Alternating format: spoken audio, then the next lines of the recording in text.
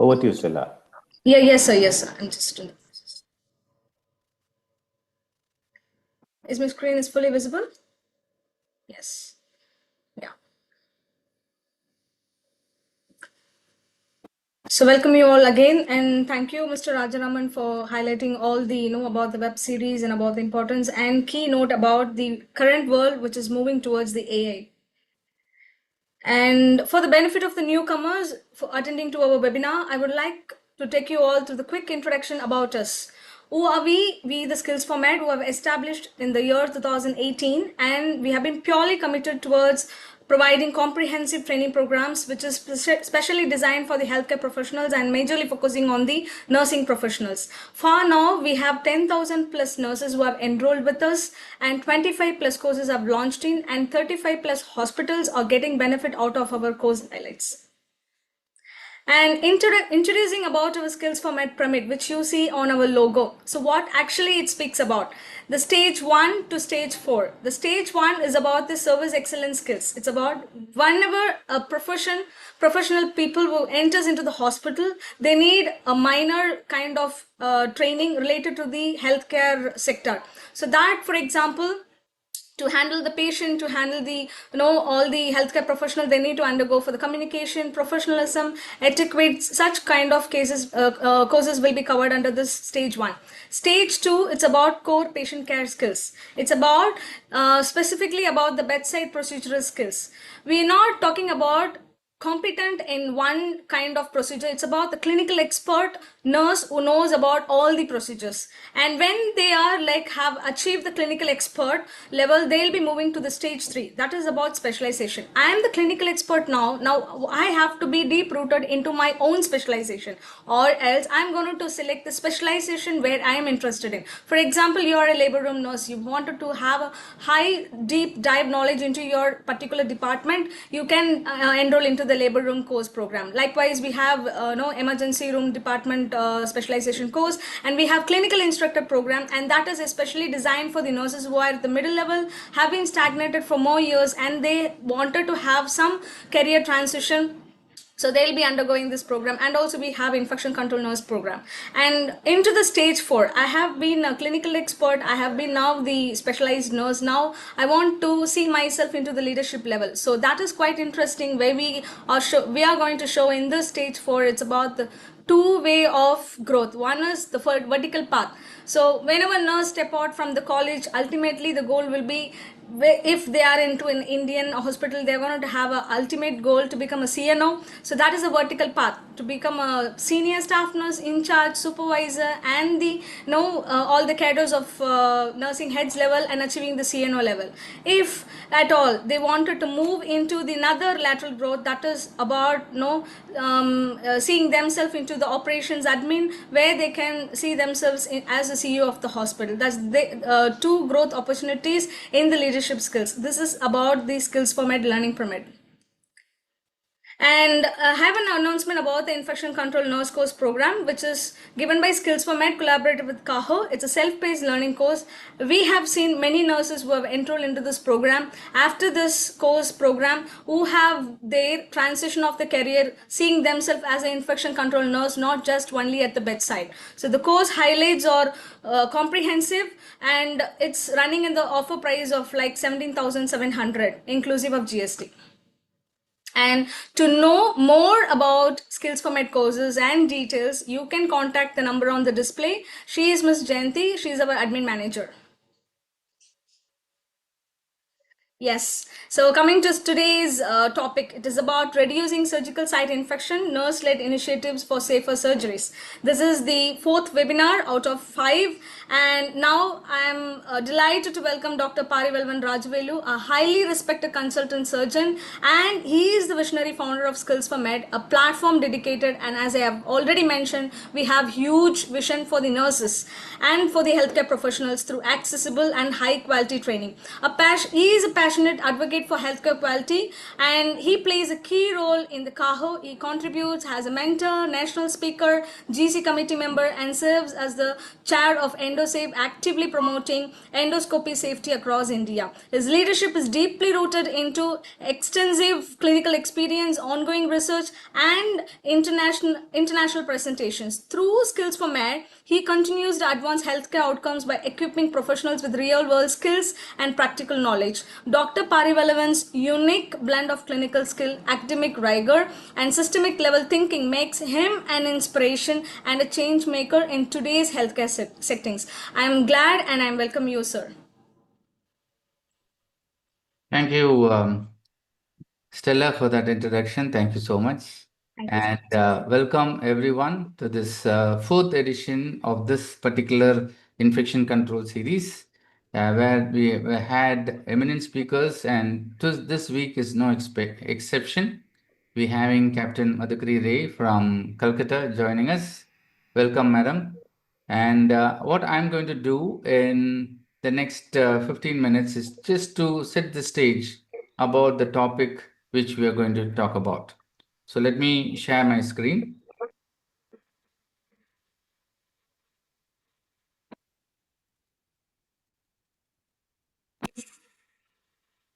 Are you able to see my screen?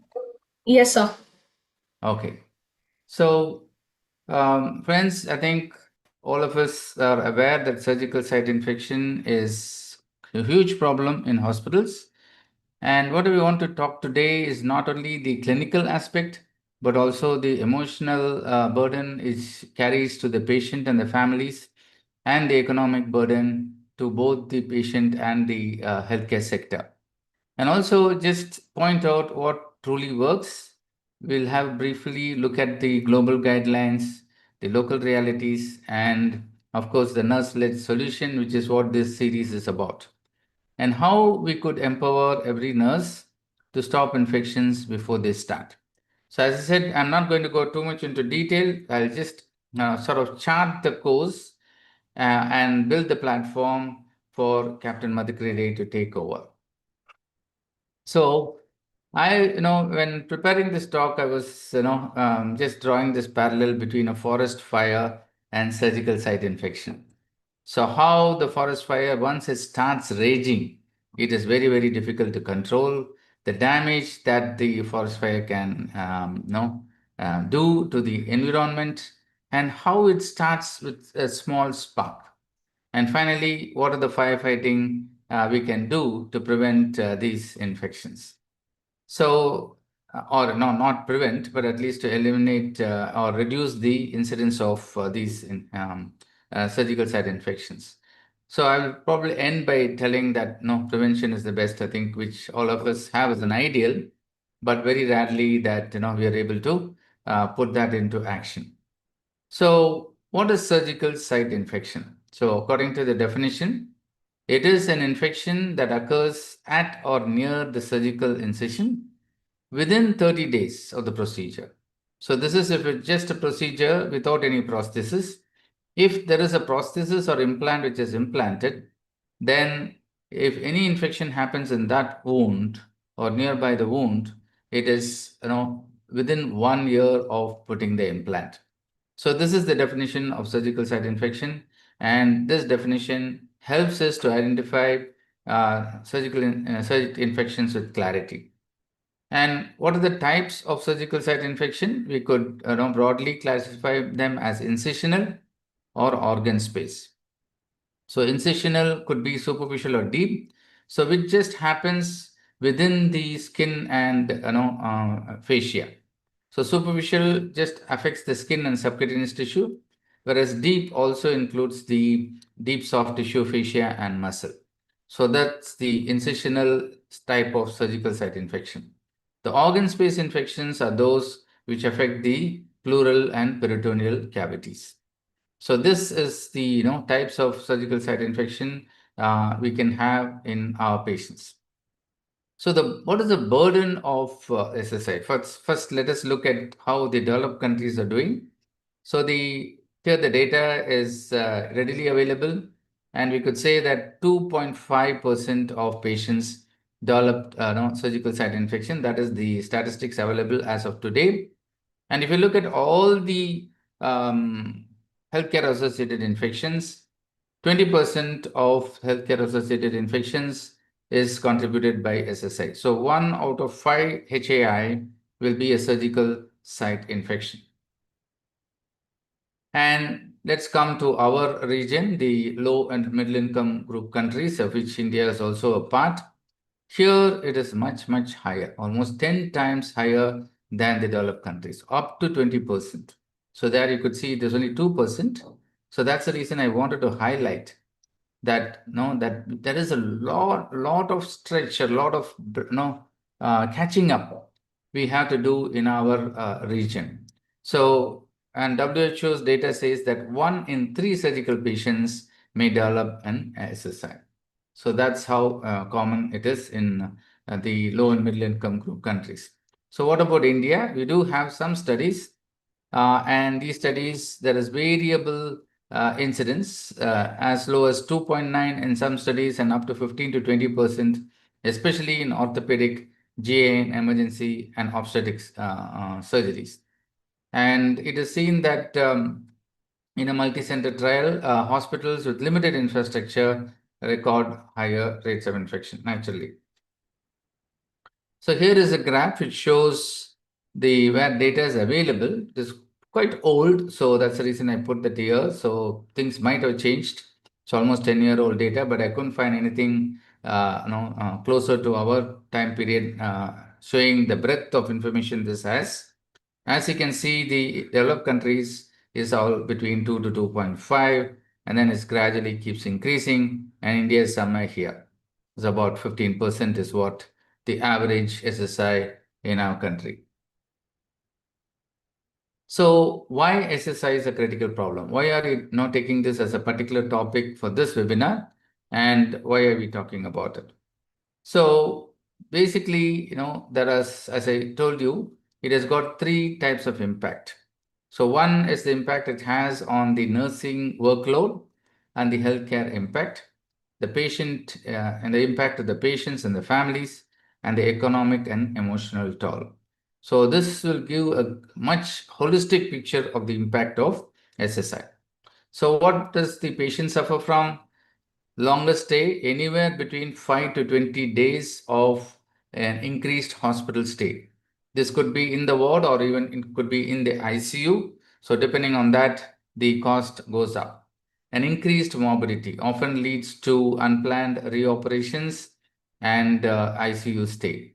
And there is twice the type of mortality risk as compared to one patient who doesn't have a surgical site infection. So these are very important statistics to keep in mind.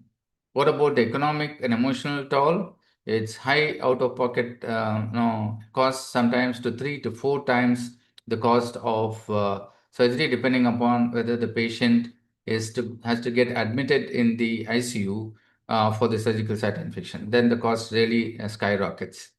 Then the stress, pain, and delayed recovery, there is no cost which can be put to this. And of course, because if that patient happens to be the lone earning member for that particular family, then the whole family gets devastated. Not only is there loss of income, they sometimes pledge their property and to pay for the ICU costs. So there's a huge, economic burden on this surgical site infection, which is largely preventable. That is the tragedy of this. And of course, it affects the nursing and healthcare. Nurses are the ones who suffer most because of increased workload, affects the morale and patient trust. And already most of the hospitals are stretched, and this type of infections put additional burden on the resources and the manpower.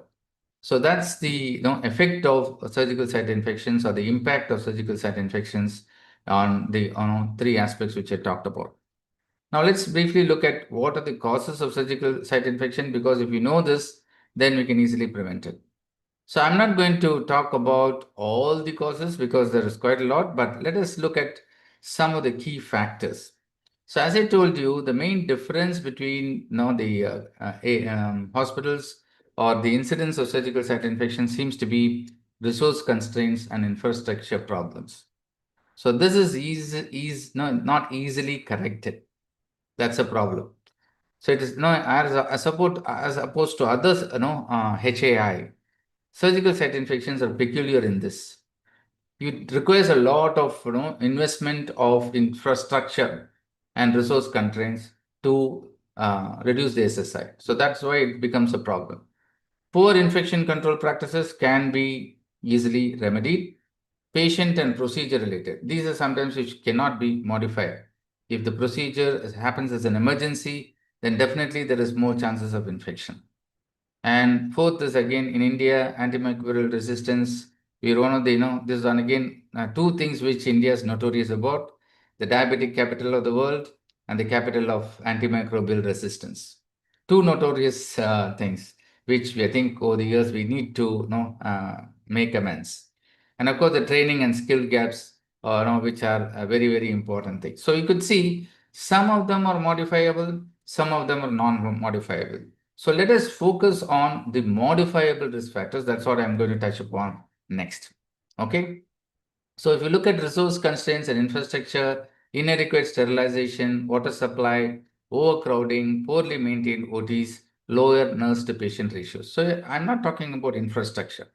Within the available infrastructure, can you provide proper sterilization, proper RO water and clean water supply? And can you avoid overcrowding, opening and closing those OT doors again and again, poorly maintained operating theaters, and providing adequate staff? All these are possible, and we should put these things in place to address the resource constraints and infrastructure. The next is the infection control practices. Again, hand hygiene, surgical asepsis, delayed or missing antibiotic prophylaxis, and whether weak surveillance or absent SSI surveillance and reporting systems. So these are all, again, remediable or modifiable factors in infection control practices. What about patient and procedure related? So the pre-op patients in our country, there are high rates of malnutrition, diabetes and anemia, emergency surgeries, long and invasive surgeries, and using reused or reprocessed instruments without any proper SOP, without proper guidance. So here some of them are modifiable, some of them are not modifiable. Again, antimicrobial resistance, we have high prevalence of MDR and frequently either unprescribed or incomplete antibiotics. It's the two ends of the spectrum. We know there is overuse and again inappropriate use. So these two are what is causing the antimicrobial resistance. And finally, the training and skill gaps. So inadequacy in continuous medical education or nursing education, surgeons and nurses not trained in the latest protocols. You have to keep up with time. The CDC protocols and other world-class protocols keep changing every year. So we need to keep up with the latest knowledge. And sometimes if you leave the junior staff unsupervised, then that could be another cause for these infections. So having looked at what are all the modifiable and non-modifiable risk factors, let us quickly look at how we can reduce it. So again, I'm looking at the low-hanging fruits. What can be modified quite easily?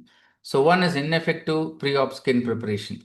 All you got to do is get the patient to bathe with chlorhexidine soap on the morning of surgery.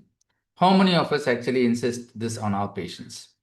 And then the incorrect timing and dose of antibiotics. How many times our patients are getting antibiotics within the 30-minute time frame for the antibiotic prophylaxis? And how many of us are actually doing the proper hand hygiene and infection control practices? And in the pre-op preparation, how good is our diabetic control? How strongly are we advising the no smoking thing in our patients pre-operatively? And sometimes prolonged surgeries cannot be avoided, but drain misuse, of course, can be avoided.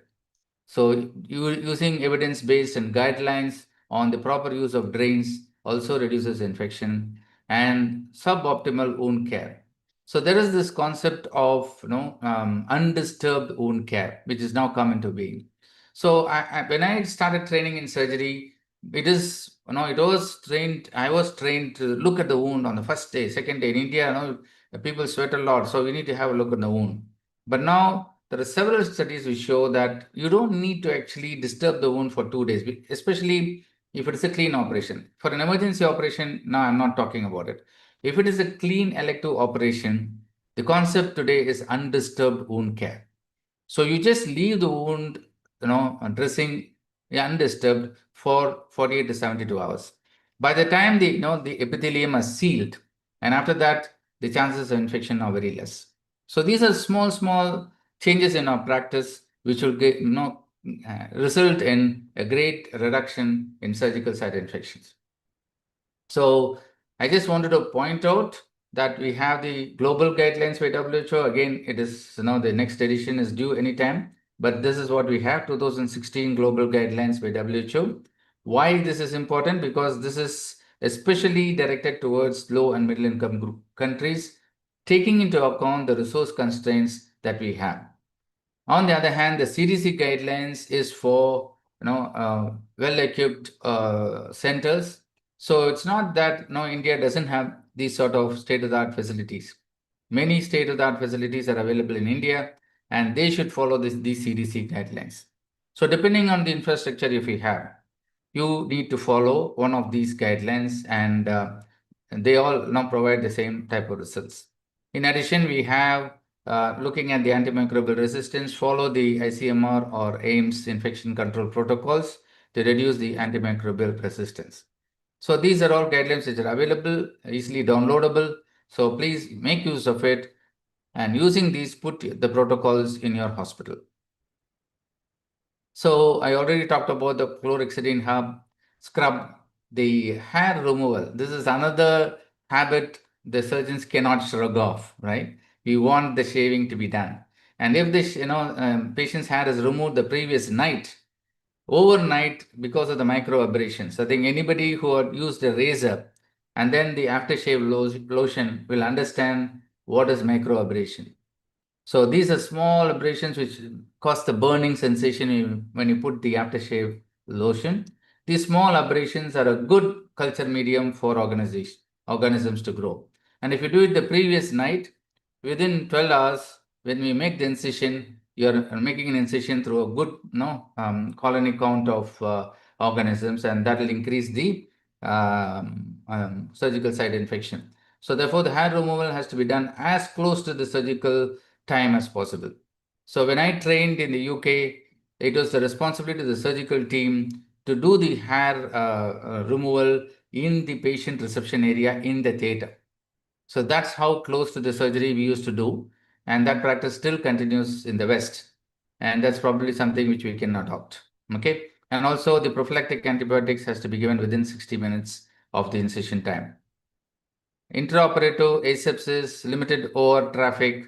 Now, we did a small, quick audit on how many times the theater doors open and close in a 1 hour surgery. You'll be surprised at the number of times it opens and closes. So every time it opens and closes, you lose the positive pressure in the operating theater. So these are small things which we could change very easily. And then maintaining the glycemic control, because we have a lot of incidents of diabetes, and we need to emphasize on that. The anesthetists have to be careful about this. And also the normothermia, putting those blankets, keeping the temperature constant. And of course, post-operative, we already talked about. So I'll end my my sort of setting the stage session with just telling how can the nurses lead the fight. And I think they have a very multifactorial role. Unlike the surgeons. The surgeons can do only at the time of surgery, whereas the nurses can have leadership roles, by becoming infection control champions, conducting pre-op education, participating in the antibiotic stewardship program. Operational roles by putting the SOPs in place, monitoring the antibiotic timing and surveillance. And finally, education and advocacy in their own hospitals. So I think nurses have a huge role in preventing SSI, and that's the reason we are so happy to have eminent and nursing leaders addressing you all in this series. So, friends, let me end by telling that prevention is the most cost-effective solution. You saw the amount of emotional and economic burden this type of infection causes, and we should try to prevent these. And I also will add that nurses serve as the primary line of defense against SSI. So with this, I'll end, and I will hand over to Stella to introduce our distinguished speaker for today. Thank you so much. Thank you so much, sir. Thank you for all your insights through the story. No. And I'm so excited to listen to Captain Madhukari. So I'm so privileged to welcome you here, ma'am, Director of Nursing for the Eastern Region at Apollo Multi-Speciality Hospitals, Kolkata. She also served as a Director of Nursing Services at Evercare Hospital, C.K. Birla Atmos Health Institute, where she has significantly contributed during their commissioning phases.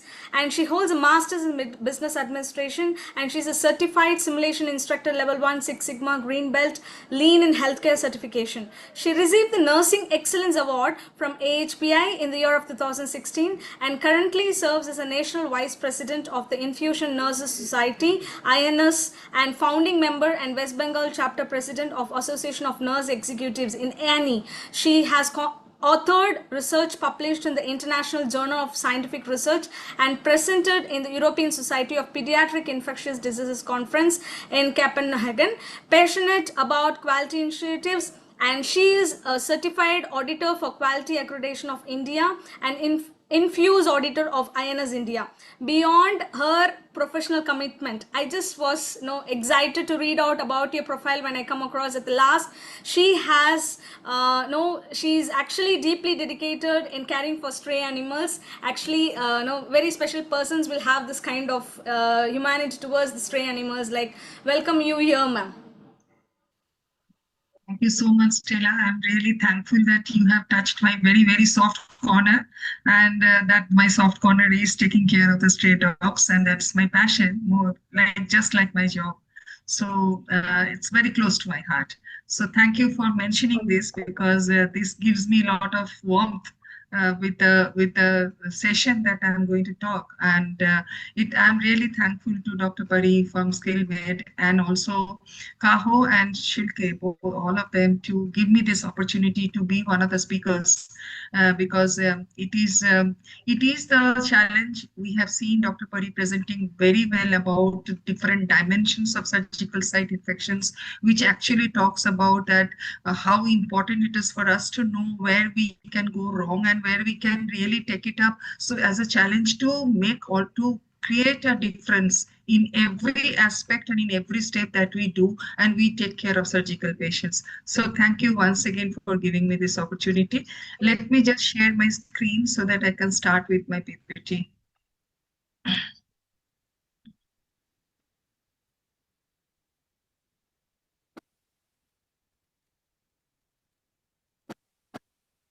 Is my screen visible?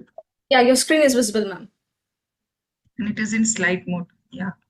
Okay.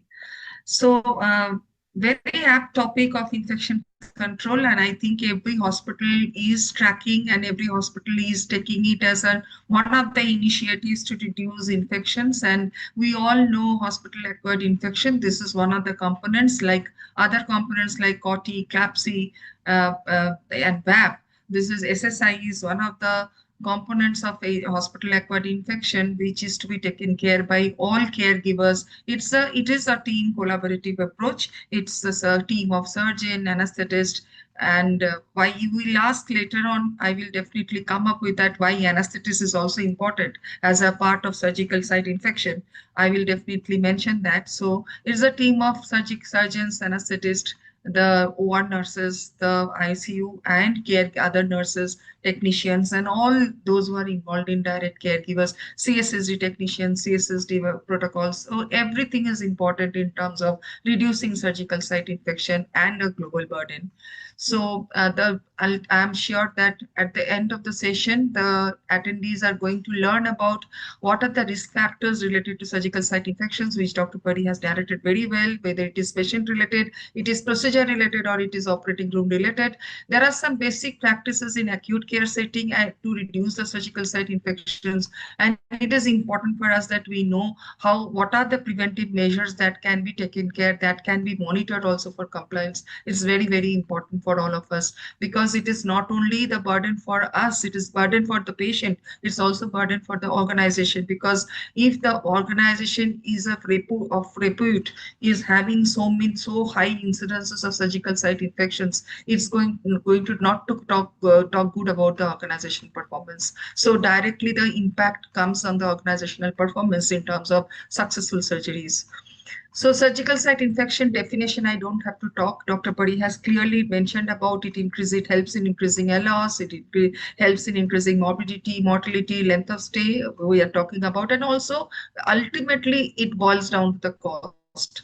So educating ourselves, then not only the nurses, doctors, everybody in the system, and also educating patient and patient family is very, very important, because ultimately it is how the patients are going to accept it, and then how they are going to take care pre and post.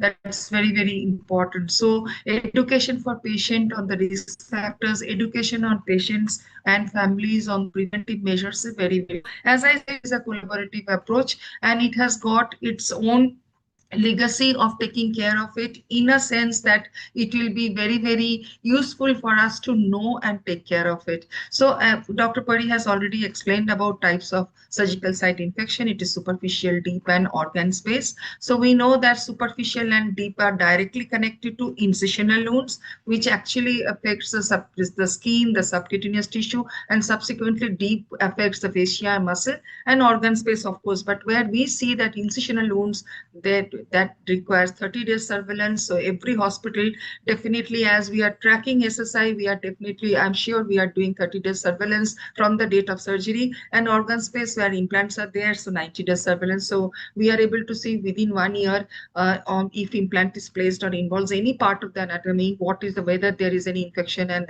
how that can be taken care of. So I'm not going to this, because anatomy has already been explained very well by Dr. Puri. About these, that he was talking about the cost. It is Indian scenario. If we take, there are some studies, some study. One of the studies that I was seeing when I was going through, I was seeing that it talks about that one SSI can lead to additional costs of 60,000 rupees for healthcare cost per patient. And for patient, it can be 7,000 in and out of pocket expenses per day for patient. So it's a huge burden for patient. And we know that which indicates that India has roughly 1.5 million SSI cases annually. So it increases minimum, on an average, it has been seen 7 days hospitalized days. Is 60% more likely to spend time in ICU, 5 times more likely to be readmitted within 30 days of discharge, and it is twice as likely to die. So you can well imagine the magnitude of the problem once the patient develops surgical site infections, what a patient has to undergo, not only the length of stay, also the ICU stay, and then the readmissions and the out-of-pocket expenses, and ultimately the death. So this outcome is never good if it is not taken care of. And we know, as it has been already discussed, that factors which are responsible for, but then once we go through from the nursing point of view, the factors which are responsible, patient-related factors, which first comes pre-operative bathing or showering. Now, many a times what happens, we tell patient that you take this antimicrobial solution, go and take bath, but we forget to explain how the bath has to be taken. We do not explain that. We do not take care of the operative side, how the microbial skin burden can be reduced if the bathing is being done properly and showering is been done. First of all, it has to be ensured that minimum two bathing has been done. When the patient gets admitted, or after admission, one bath is given and another bath is given after the clipping has been done on the day of morning of the surgery. So it's very, very important. And to ensure that clipping is also done within the stipulated time, I'm coming to that, that clipping is to be done within 6 hours of surgery, so that it helps in reducing the burden of microbial skin flora to develop. So, and then the next comes the managing underlying health conditions. As Dr. Pari also mentioned, obesity, diabetes, smoking. These are the situations where these are very, very high risk factors which can lead to SSI. So according to CDC, they also say that these burdens to be reduced. So we have to ensure that patient is being counseled about all this, and well control of diabetes has been done prior the patient is taken for surgery. So I think every hospital has come up now to understand that shaving is not the indication. Shaving should not be done. It should be the razor, and clippers to be shaving with razors should not be done. It should be clipping. So clippers are recommended for hair removal because because razors, we know that it can irritate the skin and it can open up the skin to have more chance of having infections. So after that, it is a patient factor also talks about perioperative glucose control. So it is perioperative, that means pre, intra, and post glucose monitoring, glucose control is very, very important. So every hospital should have a proper structured surgical site infection prevention checklist or bundle, which should have a range of glucose to be maintained per patient. That has to be intraoperative. That's very, very important message and important factor which needs to be regulated, which needs to be monitored constantly. Coming to the surgical environment and technique, where we have antimicrobial prophylaxis, as Dr. Pari was talking, so right time within, now we talk about that within 60 minutes of incision, the antibiotic has to be given. But it is 60 minutes means it may be 5 minutes, it may be 10 minutes, or it may be 55 minutes. But whether what is more important in that also, if you do minutely, minimum 20 minutes before, 20 to 25 minutes before the incision is given, we should consider that. It may be that formula talks about, or the guideline talks about within 60 minutes of incision, but it should not be that within 5 minutes, just I give antibiotics and within 5 minutes patient, the incision is being done. That is not a correct thing. Minimum 20 to 25 minutes in advance, the antibiotic should be given before the skin incision is given. That's very important, even though it is within 60 minutes, but this portion is very important. Now, maintaining normothermia is also very, very important point, which Dr. Pari has mentioned. So during surgery, whether patient is being warmed properly, patients, even the intravenous fluids that we are using, whether that is being warmed and before giving it. Even we say that skin preparation solution, suppose in the morning, first case we have taken, and the skin preparation solution is kept inside the OT with the water temperature of 16 to 17, or you see within 18-degree temperature, it gets cold, the normal temperature too, it becomes very cold. Now, if you are using it for next patient, we should not be using that same fluid because it is already very cold. It should not be poured on the skin. So it should be taken out from the direct operation room, so that it is not very cold that we should apply for the next patient. We should not do that. These are minute details, but these are very, very important, because pre-warming and hypothermia, maintenance of keeping the patient in normothermia, avoiding hypothermia is very, very important, because hypothermia is another cause of having SSI to a great extent. So maintaining, that's why it is being said, the guideline says, prior to surgery, all adult patients scheduled for neuraxial, general, or combined anesthesia are pre-warmed with a forced air warming device and on its high temperature setting for at least 10 minutes before if the surgery starts. So it's very, very important. This is a very good guideline which talks about how to maintain, why normothermia is so important to reduce the risk of infection, SSI. So appropriate skin preparation is one of another component where chlorhexidine, gluconate, and alcohol-based solution can effectively reduce the skin bacteria. So when the skin hand hygiene is being done or surgical scrubbing is being done, we have to ensure what sort of combination of products that we are using. So this is the right combination of products which are supposed to be used. Now, minimizing traffic in the operating room is another factor which is very, very important. As Dr. Pari was saying, that too many times opening the door when the surgery is going on is it's not recommended. Also, the number of people that they will be remaining in the operating room is very, very important. I mean, because which can number of people depends on the to minimize the contamination inside the OT. So when we talk, so this is the second factor. When we talk about this is part of intra-op. Now we talk about post-operative care. In post-operative care, it is important that proper wound care is being taken, which Dr. Bari has already mentioned. Prompt treatment and infections, that means right kind of antibiotic has been used in terms of the sensitivity pattern, and patient education, patient and family education is very, very important.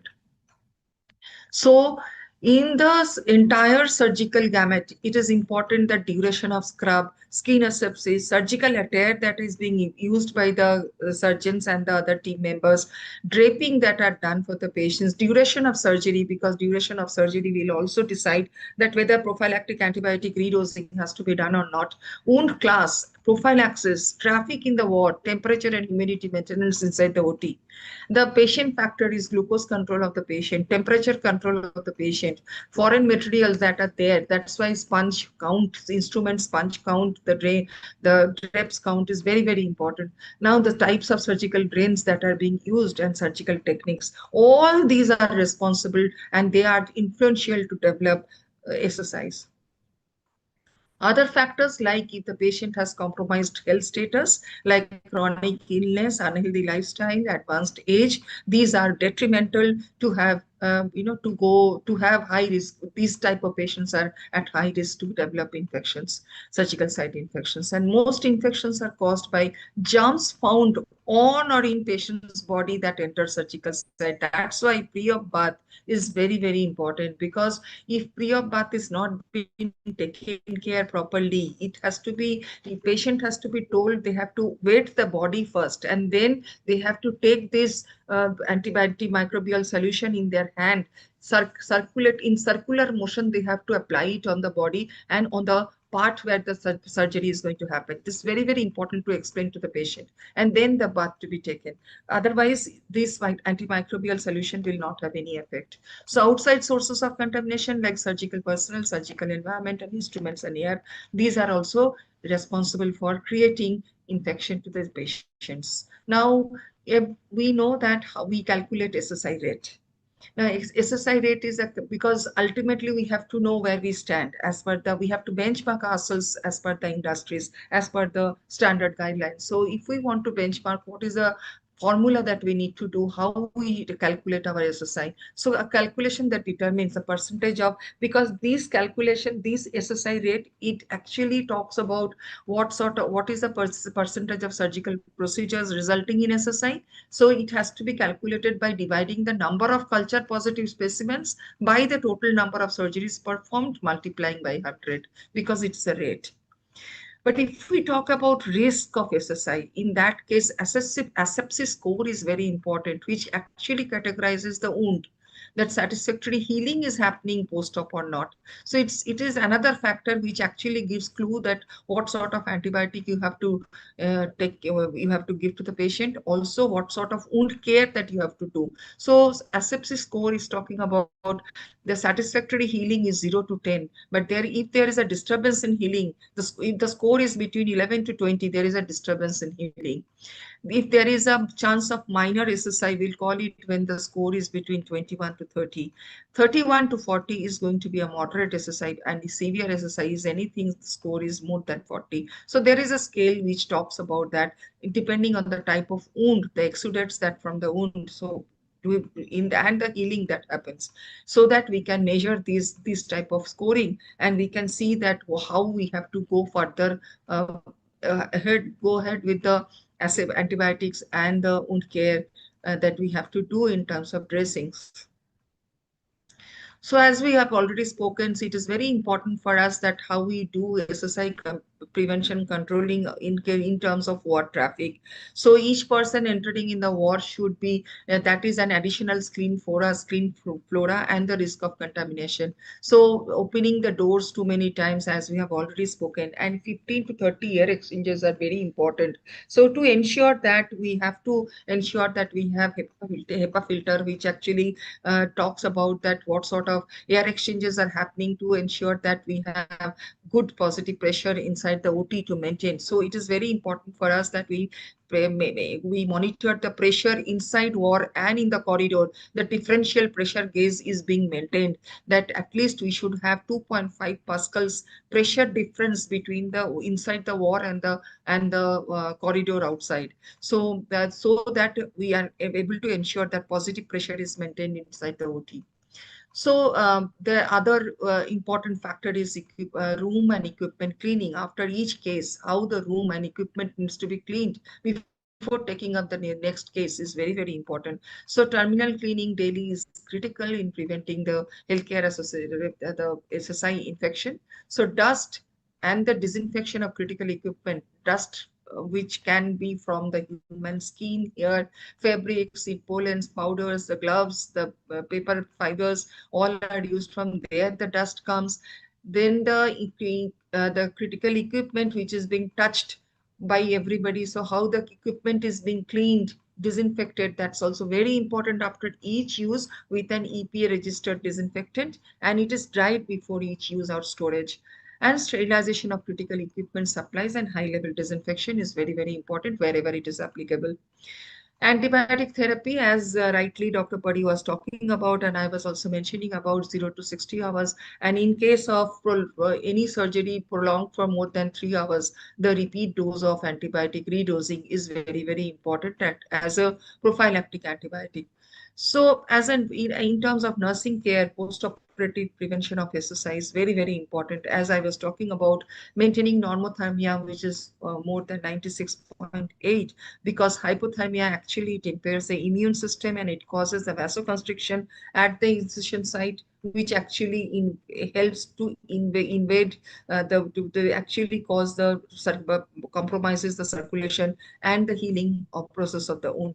So proper hand hygiene, sterile dressing maintenance, delivering of antibiotics as directed in the same intervals and in the right dose and in the right manner, so that entire administration process is being foolproof.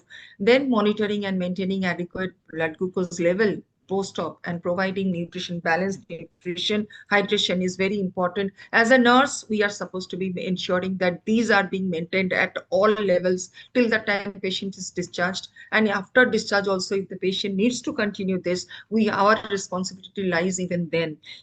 Once the patient gets discharged, our responsibility doesn't get ended.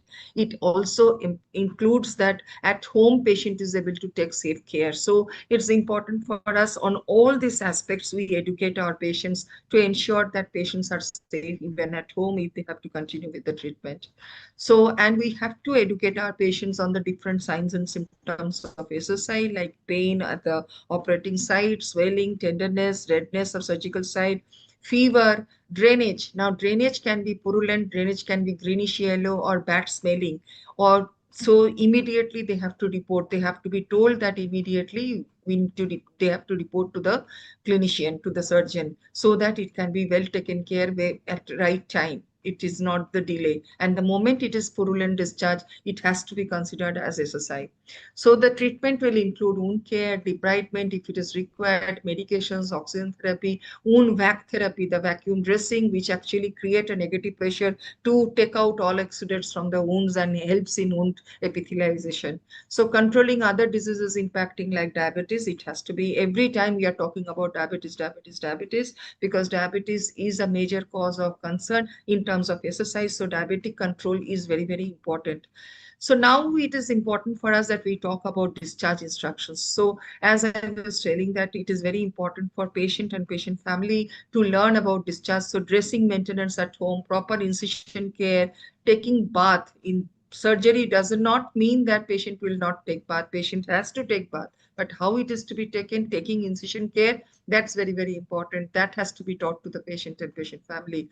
Symptoms of the SSI and reporting it well in time. Hand hygiene to maintain at home before and after dressing is very, very important. Nutritional guidelines, what a high protein has to be taken if there is no contraindication in terms of renal insufficiency, and everything that has to be corroborated with the nutrition that we advise. Medications, blood glucose monitoring, bathing instructions, and follow-up appointments. These are the important factors which have to be taken into consideration when we discharge a patient with after surgery. And this is a QR code I have just mentioned, just to show you that in Apollo, I'm just talking about through this QR code, we have created some QR codes where we are giving actually video-based learning. Once they scan the QR code, they will get a video to see that how they are supposed to be continuing dressing at home, whether they do themselves or they get it done by the caregivers, but other caregivers or somebody comes at home to do dressing. If the patient and patient family knows what is the right method of dressing, they will ensure that dressing is being done by the caregivers even at home in the same fashion, so that they can prevent infection, but it is our responsibility. So this is one of the ways that we are educating our patients. I just thought of sharing it because there are many such innovative ways by which we can actually take care of such patients, those who have to continue care at home. Just giving an example, classical example of clinical scenario. Here, Mr. is a 68 years old male. He was admitted for an elective surgery of TKR due to chronic osteoarthritis. And this procedure was classified as a clean surgery. But the patient had multiple comorbidities that significantly increased the risk for postoperative complications or SSI. And his medical history included that he was he was having type 2 diabetic mellitus, and he was hypertensive. He was having also obesity. His BMI was very high, chronic, and he was also suffering from COPD, chronic obstructive pulmonary disease. And he was also a very regular smoker, chain smoker, 30-pack years smoking history. So during surgery, the patient developed intraoperative hypoglycemia. CBG was 62 milligram per deciliter, which went undetected until the postoperative phase due to a lapse in glucose monitoring. So see, the operation was further complicated by excessive blood loss requiring volume replacement. Despite being a clean surgical procedure, these intraoperative challenges combined with poor glycemic control and impairment tissue oxygenation during intra and postoperative period led to the development of deep incisional surgical site infection on postoperative days. So what happened after that? What all clinical courses that had undergone pre-op assessment missed detailed glycemic status, whereas his HB1AC was 9.1. It was very high glycemic control, but not addressed urgently. Antibiotic prophylaxis given 20 minutes after incision, which is actually was supposed to be given within 60 minutes of incision, not within the recommended time. Post-op wound dressing was delayed due to availability of surgery team. Patient returned with worsening wound condition. Dressing found to be improperly done at home, developed wound dehiscence with foul-smelling discharge. Readmitted for surgical wound debridement, glucose control, and supervised wound care. Wound culture was showing Pseudomonas aeruginosa, confirmed deep surgical site infection SSI, required wound debridement and prolonged IV antibiotics, and was discharged after 18 days with home nursing care. So the entire SSI risk model, which includes age, BMI, diabetes, smoking, and the procedure type, everything was included in that, which went haywards. So then it really prompted us to have a structured. Of course, we had, but we also revised. We followed AORN, CDC, and WHO guidelines for preoperative part preparation checklist. We instituted, which included actually hair removal is done with clippers or not. Post preoperative showers have been taken as per the recommended process or not. So it is a chlorhexidine 4%. Actually, it is being mentioned in our pre-op checklist that do not use chlorhexidine on the scalp, face, or non-intact skin of the patient. So it is not recommended for use of children below 2 months of age. These are the directives which have to be mentioned and which have to be maintained at all times. So we'll also have to see, each nurse has to see preoperatively whether skin is intact or not, history of pre-existing infection, if it is there, to mention it in the chart, and diabetes mellitus, what is the sugar control, what is the glycemic control, it is below 6, it is between 6.01 to 7 or not, it is more than 7 or not. Similarly, fasting blood sugar is below 180, it is in between 180 to 200, or it is more than 200. So these are the general components with which the floor nurse, ward nurse, is supposed to be handing over to the OT nurse. When they are taking, OT nurse is taking over. After that OT nurse is taking over, that will be part of intraoperative SSI prevention bundle, which will talk about the operating room was cleaned thoroughly before the surgery, the war room temperature and humidity were well maintained. Name of the prophylactic antibiotics which are given within 60 minutes of incision. The date and time needs to be mentioned. Name of the redosing antibiotics if it is more than 3 to 4 hours surgery. Then if the patient is diabetic, then patient remain normoglycemic during surgery, which actually, and again it is being monitored if the surgery is prolonged surgery. And what is the value that has to be mentioned? What is the patient's body temperature, that needs to be mentioned. Equipment sterilization, whether it was done or not, again it is very, very important that we have seen. And then name of the surgery and the duration of surgery is very, very important, which is again the part of intraoperative surgery. Now, as a post-operative surgery, again, the bundle is very, very important, where it has to be mentioned POD1, POD2, POD3, POD4, up to POD7 or 8. What is the condition of the wound, wound and the other parameters which needs to be taken into consideration as a post-operative SSI checklist, which includes hand hygiene when assessing the wound, hand hygiene when dressing the wound, aseptic technique is being followed when the dressing is done, glycemic control is well maintained below 180 milligram per deciliter. There is no fever, or if there is a fever, then it has to be notified immediately, it has to be documented. Local incision site needs to be inspected, whether there is any tenderness, redness, swelling, pain, discharge at the site of surgery, so that it can be immediately intimated to the surgeon. So these are coming as a part of post-op surgery, and it is directly nurse's responsibility to ensure that these are being captured and notified in proper time. Just as an initiative, I want to say that when we found that these type of things are going on, and the case study that I have given, I have explained, we have opened a nurse-led wound clinic, and we had been sourcing patients from 2 different areas. One is OP, one is IP. In Apollo, when we have opened this wound clinic, our wound clinic nurses, one nurse goes to inpatient area where they are doing the liaising between the patient and the surgeon, and then they're dressing when it is going on, they are inspecting, they are taking picture of the wound status, and they are continuously monitoring on the healing, whether wound is healing or not.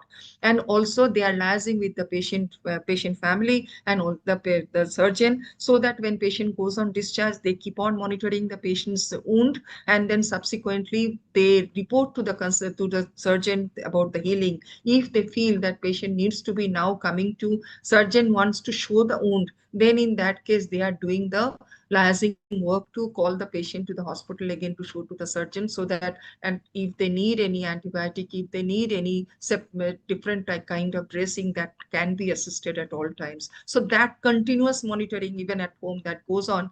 In OP area, there we have different procedure rooms. So different procedure rooms, patients are being notified where the nurses are doing, when they are doing dressing, they are doing everything. They are notifying the surgeon. Surgeon is also coming and looking at the wound.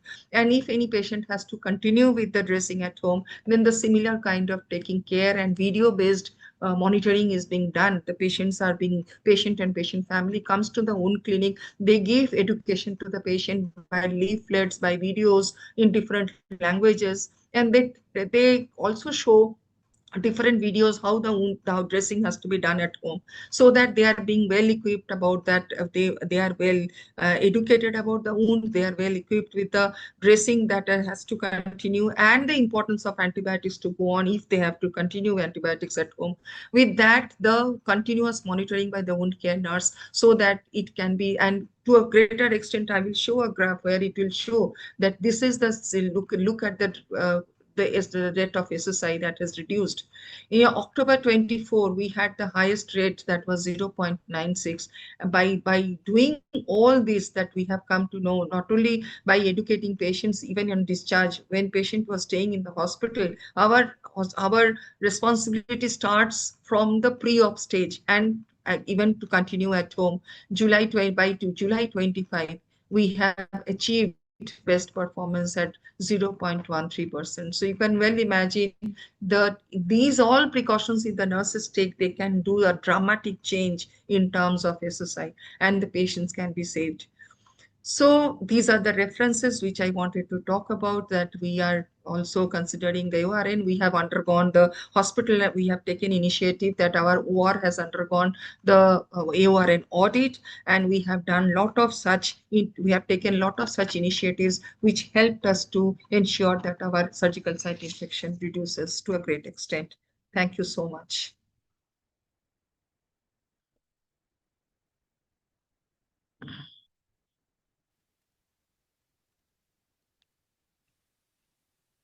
Thank you so much, ma'am. This was a very useful session, and you have given us the in-depth knowledge about like how to prevent the SSI in the healthcare system. Thank you so much, ma'am. Lots of, as usual, like lots of hearting and thumbs up is like over the screen for you after your presentation. To take up any questions if they have. Yes, Because yes, we ma'am. have been talking many things, yeah. Yes, yes. And sir, do you want to say something before we can And we I could proceed wanted to with the point Q&A? out that we have expert nurse in the panel who was OT in charge. Stella in a Okay. previous thing was OT in charge, and has a lot of knowledge about this SSI and all that. So I think our job will be easier. She'll take most of the Yes. questions. Thank you so much, sir. Yeah, thank you. We'll take up the questions now, ma'am. Sure, we are ready. Yeah, okay. So there was the first question. This one question, I got it from the YouTube. That is like, in which all cases antibiotic is not required? See, if it is a superficial superficial surgery in terms of skin, and then this very superficial surgery, in that case antibiotic may not be required. It is only profile, even for the surgeries which are only prophylactic antibiotic as per the antibiogram of the organization is good enough. So some organizations say that only redosing of second dose is important. Some organizations say the third dose maximum can be given for major surgeries, but that prophylactic antibiotic is good enough. You don't have to give otherwise if the patient doesn't have any comorbidities.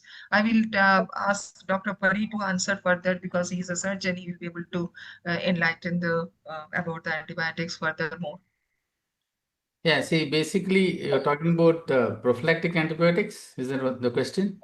I think the question is related to the prophylactic antibiotics, sir. Okay. So see, you can classify the surgical wounds into 4 types, right? The clean, contaminated, and dirty. Contaminated, dirty. Okay, so the clean are the ones which are on the, as Captain pointed out, it is on the surface. It doesn't involve the pleural or peritoneal cavities or the intraluminal portion of the gut. Okay, so all the lumps and bumps excision, breast surgeries. So these are all come under clean surgeries. So for these, there is no need for prophylactic antibiotics. So we don't give prophylactic antibiotics for these surgeries. The prophylactic antibiotic mainly comes under the clean contaminated. Here is the potential for getting infected. So these are things where the lumen of either the respiratory tract or the GI tract is entered. Say, for example, GI surgeries, cholecystectomy, and things like that. So for these, prophylactic antibiotics are required. The other thing which I have to add is, in clean surgeries, if you are using implants, for example, if you're using a hernia surgery using a Prolene mesh, then definitely prophylactic antibiotics are required. So clean with implants, clean contaminated. These 2 types of wounds alone require prophylactic antibiotics. The contaminated and dirty wounds, it is therapy. You need to give them for 7 days, not just, for 24 hours. So the prophylaxis happens only in these two types of wounds. Yes, yes, sir. Yeah. And there's another question. So this is the question from Miss Amalinda. So the question, I think we could try to answer for it, because can serous discharge be considered as SSI? So I feel so that serous discharge is from the surgical side. So the question was very, it's a very vague question. So if at all the serous discharge is from, yes, sir, you were talking something. No, there are clear criteria of diagnosing SSI. Yes. Okay, Yes. so either you send that discharge for culture and sensitivity, Yes. and if it proves yes, that's Yes. number one. Yes. If there is redness and swelling around the wound clinically, the nurse can make a diagnosis of surgical site infection. Yes. The third is if the surgeon has opened the wound with a suspicion of surgical site infection, then also it comes under the diagnosis of surgical site infection. And the fourth is if the surgeon calls it an infection, nobody can question it, right? If the surgeon himself says it's infection, because we try to be, saying no, it's not infection. But if the surgeon says it's infection, if the surgeon has opened the wound with the suspicion of an infection, a discharge which is sent to the lab and shows the culture positive, or if there is clinical signs of redness and swelling around the wound, these four criteria show that it is a surgical site infection. These are all, it's not my definition, it is from the guidelines. Yes. And there is another question asking for is that do we have to give antibiotics, prophylactic antibiotic for the LSCS case? Yes, of course. They have to give it for the the cesarean sessions, of course. It's recommended. And there is another question: how to follow up surgery patient for 30 days and 90 days? Any checklist? So this is the question. Yeah, you can by have. Ms. Pramila. Yeah. Yeah, of course, there is a set checklist which needs to be created. You can also create your own checklist because you know that what all you have to capture by now. What is the type of wound, whether there is any discharge, whether there is any warmth, any redness, whether it is painful. So there are these type of questions that which actually indicates the signs and symptoms of SSI. It should be part of that checklist. And since when patient is having, when last antibiotic was taken, how long antibiotic was taken, whether there is any fever or not, this should be part of the checklist which has to be created, and each patient has to be called, that what is, and follow-up has to be done over call, over video calling, and over calling out to the patient, because many a times it happens that patient is unable to say that what antibiotic patient is taking, whether any change of antibiotic that has been taken. Patient is unable to say that whether when last, the patient may not be remembering when last antibiotic was taken. So in that case, we'll have to involve the patient relative also, who is the taking care, next of kin, who is taking care of patient at home. It may be an attendant, it may be a home care nurse who is taking care of. So we have to take information from those people also, the right kind of information. So a checklist has to be made based on which, and there has to be structured checklist based on which the question has to be done, so that you come to know that whether patient has developed any surgical site infection which needs to be taken care immediately. Checklist is important. Yes, yes. Rightly said, ma'am. Yeah. And there is another question about okay. So the same question, do we have to repeat the antibiotics after 3 hours? Like the answers have been shared already. And there is a question about how does antibiotic helps when it's directly applied on wounds? I saw some of the doctor putting antibiotic powder on wound while closure. That's the question. I think the systemic antibiotics are very welcome when it comes to the surgery, more than a topical antibiotic powder. Am I right, sir? So you're on mute. I would want Captain to answer that. Yes, yes. Yeah, of course, because local application of antibiotics, it is more of antiseptics which can be used in case of, and it is like wound should have the components which are being used for, which will actually improve healing. So there is, if there is like, if the wound should be clean. There has to be, we have to ensure that we prepare a good wound bed, which actually the wound bleeds or wound is very looks like there is a circulation, proper circulation is happening. In that case, we will do a dressing with a material which will help in epithelialization, and it will help in promoting healing. So local antibiotics and not giving systemic antibiotic may not be recommended. Yes, yes. Thank you so much, ma'am. And there is another question again, like the patient underwent vaginal hysterectomy. If post-operative vaginal swab, if it is positive, it is considered as a SSI. Yeah, we already told that. No, that's Yes, one of it's very simple. Like, criteria. no, I just make them clear, sir. Whenever the surgery is done, post-surgery, you're taking any swab from the surgical side and the report is coming as positive, it considered to be SSI. Okay, so I think it would be like clear for you all. Goes without And saying. yes, ma'am. Yeah, so we'll go to the Q&A portal. Okay, can we say it as SSI when sample collected during surgery becomes positive in a patient? No, it is actually post-procedural. Okay, can we say it SSI when sample collect? Okay, I'm sorry, sir. Okay, we track post-operative patient through phone calls, and it is difficult to keep a track on them during surveillance period. It's about the challenges they are facing. They are explaining here, ma'am. Like they are tracking the patients like through the over the phone call after the post-operative phase. How frequently can they be tracked for effective follow-up? They're asking your suggestion, like once a week, or what is your opinion about that, ma'am? See, if the wound healing is going well and there is no chance of SSI, patient is doing very well, need not to continue antibiotics at home, then in that case, once in a week calling is good enough. But if the wound is not doing good, then I think every third day calling is must. Yes, yes. Because we Well cannot make the patient wait with the infected wound for 7 days and then we do something, intervention. Intervention has to be done at the earliest. yes, yes. I think Dr.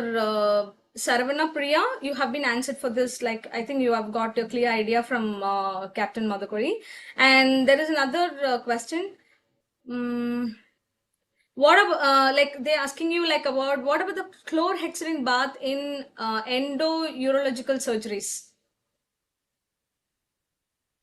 Endourological surgeries also, see, it is recommended for any surgeries unless and until the skin should be intact. Chlorhexidine bath is recommended as long as the skin is intact. If the skin is not intact, then it is not recommended. Yes, yes. And the same question. One minute question. See, Yes, sir.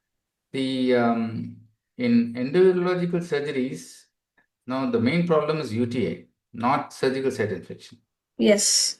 Okay, so giving a chlorhexidine bath, there is not much of evidence. People have not really studied that.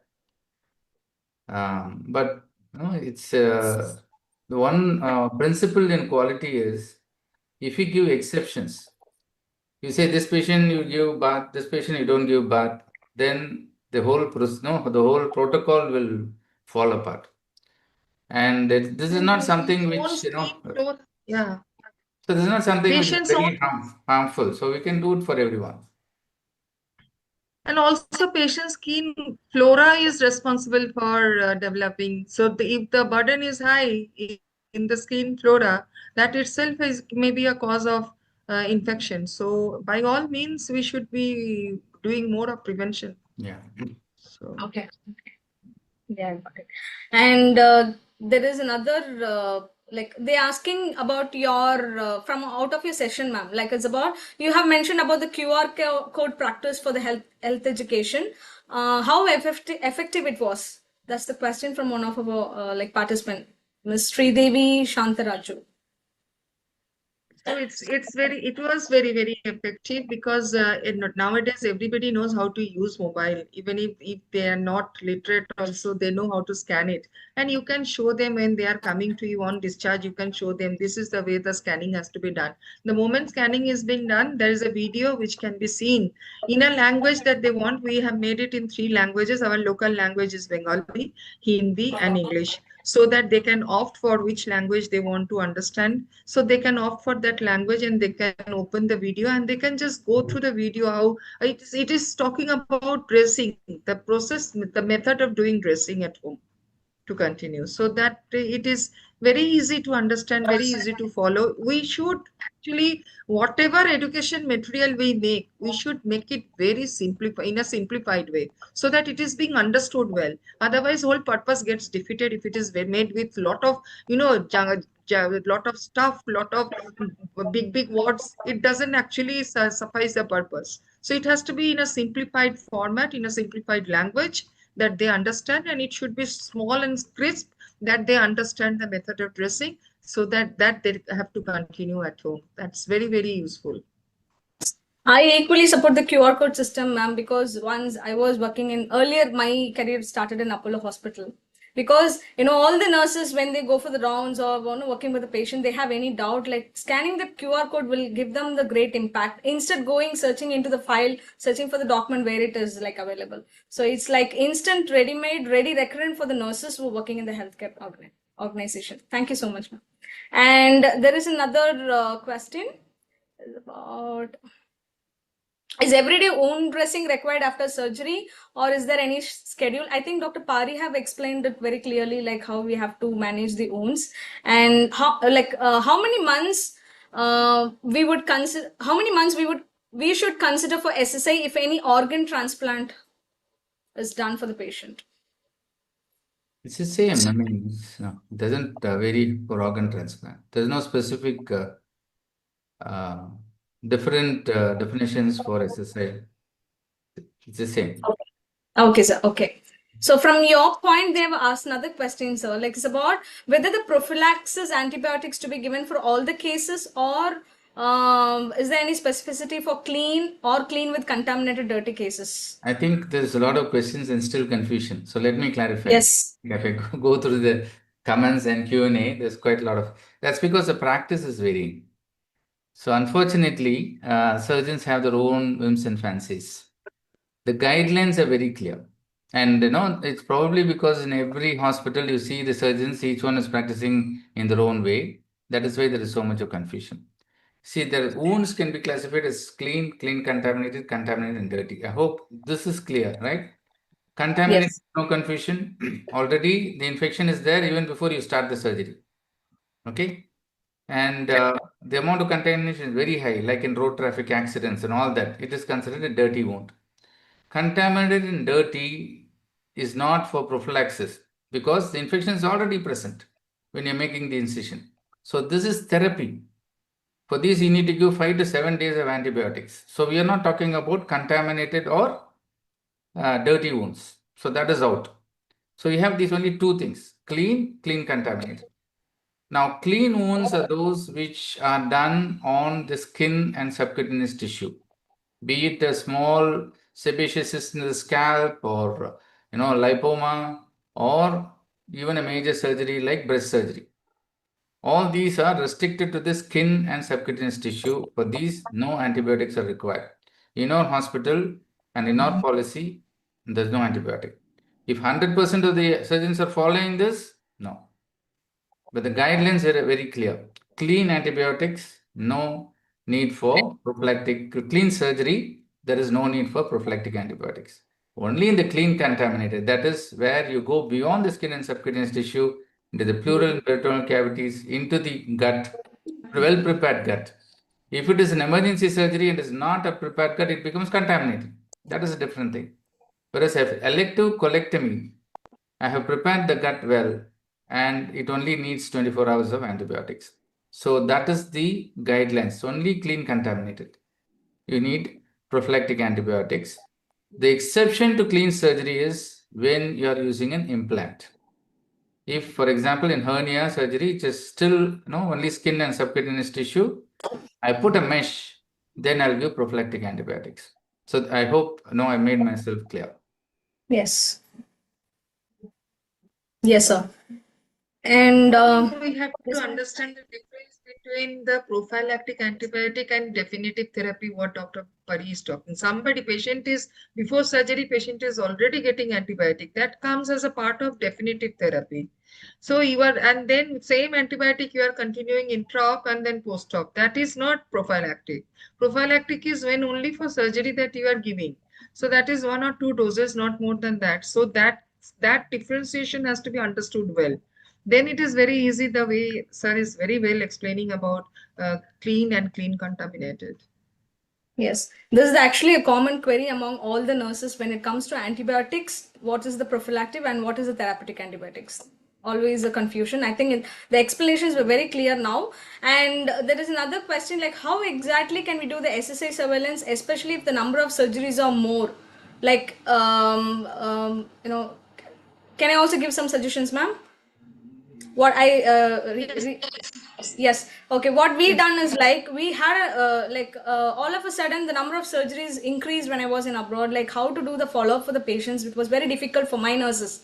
So what we did is like we did it like innovations like automated messages to the patient party, so that a nurse, we should not, we don't have to waste the resources. Like resources is our nurses, like we don't have to waste the time and energy spending on that, so that the automated messages will go set up on the reminders to the patient, so that we can collect the information of the patient. And we were tracking the patients in an excellent way. We were able to track the patients who have SSI, and also you can send it across even the digitalized form to the patient, so that they can fill up the difficulties whatever they have. So that's how we were doing it up, ma'am. As your point of view, Also, it is very important. Also, it is very important that we know that, see, every wound or every surgery is not going to go bad, or it doesn't need a long follow-up. It may be Yes. only first after 3 days you do first follow-up, maybe second follow-up. After that, it is not required. In that case, patient otherwise also comes after 10 days to the OPD for showing. So those wounds may not be requiring whole month, but yes, you have to educate patient. As she's saying, you can have a common feedback system by which patient will automatically put if they have any symptoms within 30 days. That needs to be educated that well, so that they can intimate you also. So it can be both the ways. It can be a combination of phone calls, combination of follow-up, and with self-calling or self-intimation, like information from the patient side. Stella, I Yes, think, yes. let me just clarify this. I think there's a question Yes. about implants and the SSI definition. Yes. So now the previous definition only said 30 days, but now it has been changed for implants. It is 1 year. Yes. I think this is, you need to follow that. True.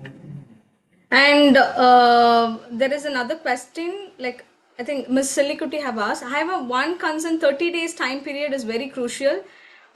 In case they are poorly manage the wound at home. So how we can consider this as HAI? Further, they have to limit the days like within 15 days. Don't blame the patient.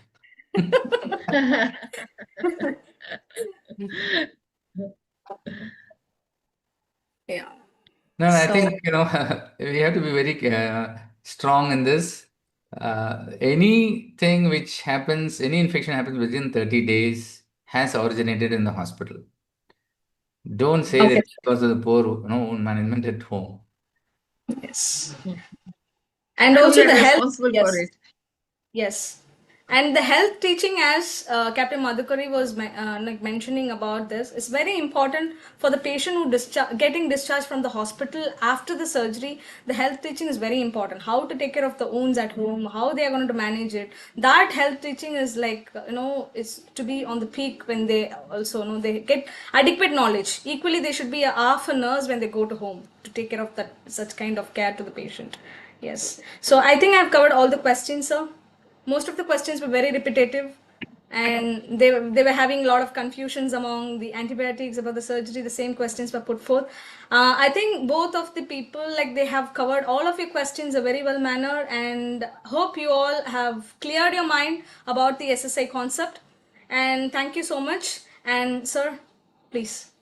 Yeah, Mr. Rajaraman, you can want to say a few words. Again, I have to take this opportunity to thank 𝐓𝐿𝐾 for proposing this project and supporting us. I think this has been a really very successful series of webinars. We have never seen such interest in online webinars to this extent. And thank you so much, Mr. Rajaraman, for supporting this. Yeah, Yes. thank you. I think I need to thank Yeah.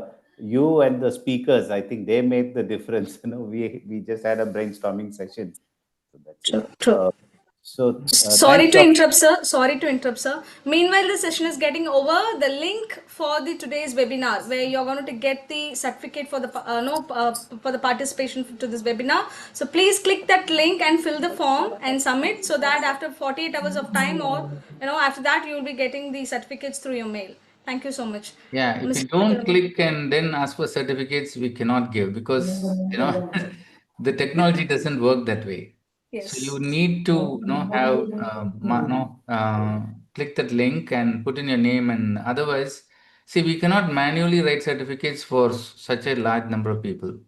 So we are using technology. So once we enter your name, make sure you enter your name properly, because the name is directly transferred to the certificate and print and given and sent to you as a PDF. So please use the link and enter the details.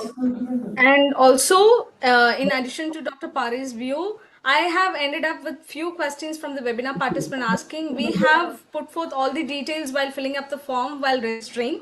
And why do we have to fill the form again at the end of the session? That is actually the thing what we have said. You stay with us connected through the entire webinar program till the end. You get the real benefit out of the speakers, and then fill the form and get the certificate. So that's the whole concept behind it. Okay. I think you all will. Registration is different from attendance. Yes. Yes, this is the attendance. Yeah. Yes. Okay, so Yes. thanks, Stella. So I think I need to thank Captain Madhukuri. I think she took the entire checklist, line by line. I think it's just not should be on paper; it should be implemented. I think that was a great learning I took forward. So thanks, Dr. Pari, for once again moderating and setting the stage. Thanks to Skills for Med team for wonderful coordination. And thanks to all the participants for being here, even we overshot by 30 minutes. So thank you all very much. Thank you. Thank you, sir. Thank you, ma'am. Thank you, ma'am. Thank you. Thank you. So we can hang out. Yes, sir. Captain and Doctor and Mr. Rajaraman can go ahead with your regular routines. So I'll be there for another yes. Thank you so much, ma'am. I'll be there for another 20 minutes to let the participants get some time to fill the forms and get the job done, sir. Yeah. Thank you so much. Thank you so much, sir. Thank you. Bye. Thank you. Bye.